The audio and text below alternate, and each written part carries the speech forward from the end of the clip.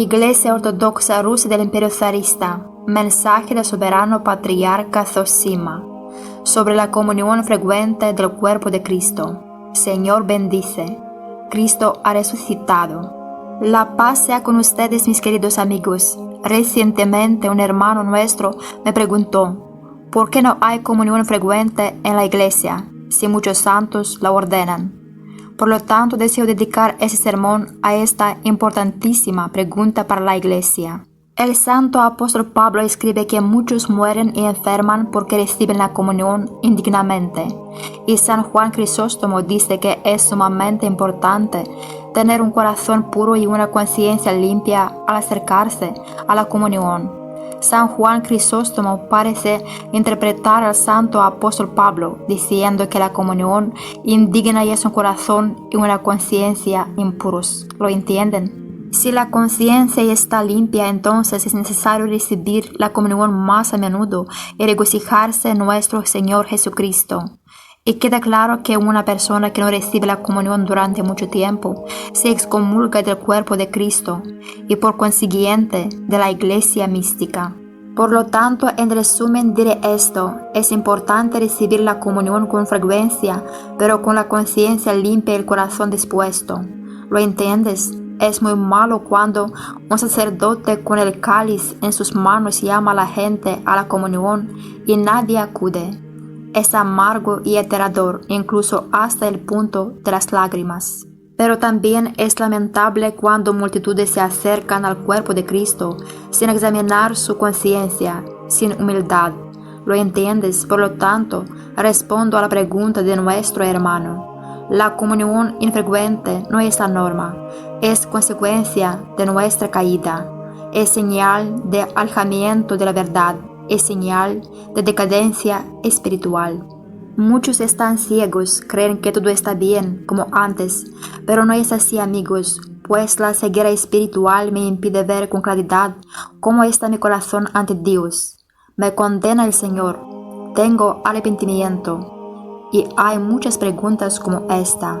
También debemos recordar la traición en la que nuestro pueblo cayó repetidamente tras el asesinato de la Sagrada Familia Zarista.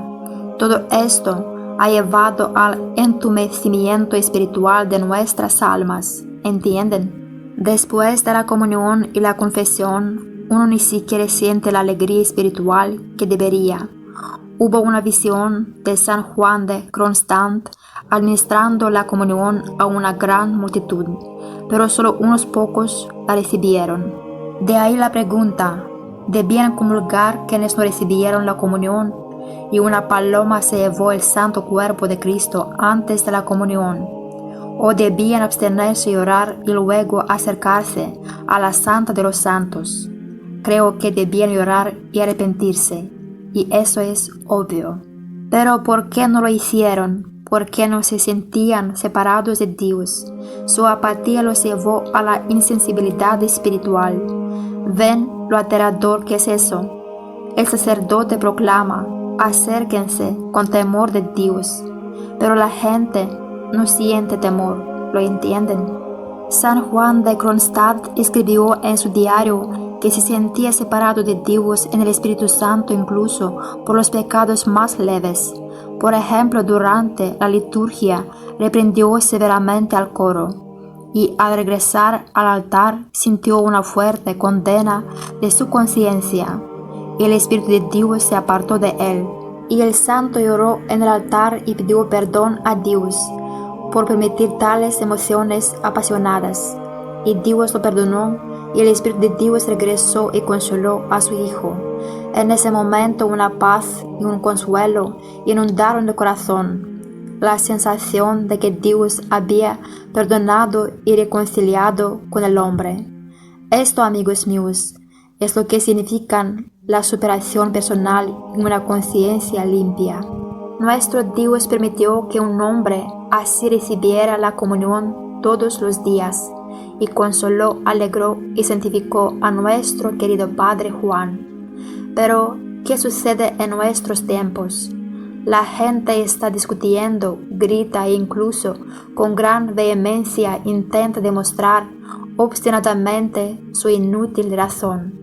En el momento de pecar, la persona no se da cuenta de que Dios la ha abandonado, ni siquiera sufre por ello. ¿Acaso esto le da tranquilidad de conciencia, amigos? Claro que no. ¿Puede una persona así comulgar con frecuencia? Por supuesto que no. Así pues, todo pecado, incluso el pecado humano común, discusiones, escándalos, peleas, juicios, arrogancia, obstinación, maltrato psicológico, conlleva una separación de Dios, es decir, del Espíritu Santo. Pero el problema es que muchas personas no perciben esta separación. No se dan cuenta cuando Dios se reconcilia con ellas ni cuando las abandona. Esto se puede entender con un ejemplo.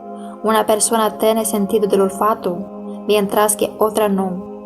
Y si ambas entran en lugares con un hedor insoportable, la que no tiene sentido del olfato ni siquiera notará la diferencia. ¿Entienden? Así sucede también en el plano espiritual. San Nicodemo del Monte Athos predicó un sermón sobre las dos comuniones.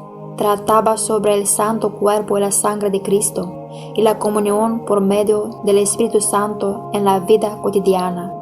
Y Cristo dice: el viento sopla de donde quiere y no sabes de dónde viene ni a dónde va. Así es todo aquel que es nacido del Espíritu. Juan 3:8. El Espíritu Santo es nuestro guía. Él nos guía, enseña, convence, consuela, alegra y da gozo. Es como una madre misericordiosa.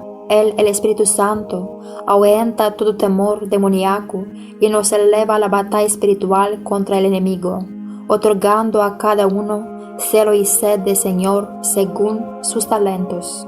El Espíritu Santo es nuestra felicidad, que llega a los ortodoxos solo por los sufrimientos de Cristo. Quien experimenta esta maravillosa comunión lo comprende. Es precisamente la sensación viva de la venida y la partida del Espíritu de Dios en nuestros corazones. Esta es la base para saber si puedes acercarte a la comunión. Si no, entonces necesitas un Padre espiritual que comprenda estas cosas importantes para la Iglesia. Tal Padre de cuándo y en qué estado se encuentra su Hijo. Cuanto más participa un fiel siervo de Dios del Espíritu Santo, más anhela la comunión con un Padre espiritual. Pero hay quienes, tras probar un poco de la gracia, se creen capaces de decidir su propio camino. Esto es orgullo demoníaco. Son precisamente ellos quienes se convierten en cismáticos y rebeldes. Cuidado con esto, amigos. El ejemplo de la perniciosa insensibilidad espiritual condujo a revoluciones y a la traición a Dios, al zar y a la patria. Tal es el terrible resultado. Aquellos a quienes Dios mismo no les administró la comunión en el servicio de San Juan de Kronstadt, creyeron ciegamente haberla recibido, ¿entienden? Posteriormente, esas personas se multiplicaron, dando lugar a la situación actual en la que viven en el ecumenismo y sin embargo se consideran creyentes. Esto es puro delirio y engaño demoníaco. Recuerden como Dios mismo habló en el Santo Evangelio. Muchos me dirán en aquel día: Señor, Señor, ¿no echamos fuera demonios en tu nombre? Mateo capítulo 7, versículos 22-23. Y nuestra hermana la Madre Olimpiada me recordó otras palabras de Cristo. Cristo dijo: porque muchos vendrán en mi nombre. Mateo 24:5. Es decir, falsos cristianos. Y a todos ellos el Señor les responderá: en verdad les digo que no los conozco. Apartaos de mí, malditos, al fuego eterno. Mateo 25:31-46. Y Lucas 13:25-27. Es decir, aquellos a quienes Dios no visita con el Espíritu Santo están en gran aflicción. Siendo ciegos, no oyen a Cristo, no buscan la comunión con el Espíritu Santo, no observan la palabra de Dios, violan los cánones de la Iglesia e incluso han llegado al punto de hacerse amigos de los judíos, los enemigos de Cristo. Tal es la tragedia y sin embargo no ven nada malo en ello. Para sacar a la gente de esta ceguera espiritual y farisaica, nuestro Dios designa a un ungido, a quien él mismo enseña todo esto por medio del Espíritu Santo. Y por supuesto se reunirán a mi alrededor personas para quienes ese tema sobre el Dios vivo es muy importante y necesario, ¿entienden? En la Iglesia Ortodoxa Rusa del Imperio Zarista, ese despertar está ocurriendo gradualmente, no de la noche a la mañana, porque así es como Dios obra, con suavidad e imperceptiblemente. Y si esperan sinceramente mis mensajes sobre Dios, si los fortalecen, los apoyan y los alegran, entonces no se preocupen, están en el lugar correcto, queridos. Y les daré un ejemplo de cómo Dios obra con suavidad y aparentemente e imperceptiblemente, de inmediato.